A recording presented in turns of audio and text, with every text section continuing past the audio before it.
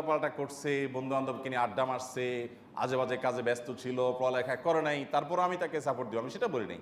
তাকে আপনি শাসন করেন যে বাবা তোমার ফলাফল নিয়ে আমার আপত্তি নেই, আপত্তি হলো তোমার অ্যাটিটিউড নিয়ে, আপত্তি হলো তোমার লাইফস্টাইল নিয়ে, আপত্তি হলো তোমার সময় নষ্ট করা নিয়ে, আপত্তি হলো তোমার চেষ্টা না করা নিয়ে। তুমি চেষ্টা করছো, তোমার চেষ্টা আমি স্যাটিসফাইড, আলহামদুলিল্লাহ।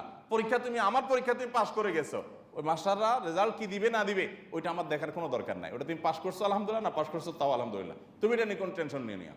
পাশের বাসার কোনো ছেলে পরীক্ষা দিছে, নিচের ফ্ল্যাটের কোনো ছেলে পরীক্ষা দিছে, তার সাথে তোমার কম্পিটিশন করতে হবে, এই অসুস্থ প্রতিযোগিতা আমার দরকার নাই।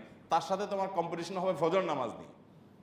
ওই ভাবি যদি জিজ্ঞাসা করে যে বোন আপনার ছেলের কি খবর, আমার ছেলে তো জিপিএ 5 পাইছে, জিজ্ঞাসা করবেন যে আপনার ছেলে কি ফজর নামাজ পড়ছে আজকে, জামাতের সাথে পড়ে নাই, আমার ছেলে পড়ছে আলহামদুলিল্লাহ। এটা হবে আমার ক্যান্ডিডেটের জায়গা, এটা হবে আমার কম্পিটিশনের জায়গা। আল্লাহ আমাদের অভিভাবকদেরকে বোঝার তৌফিক দান করুন।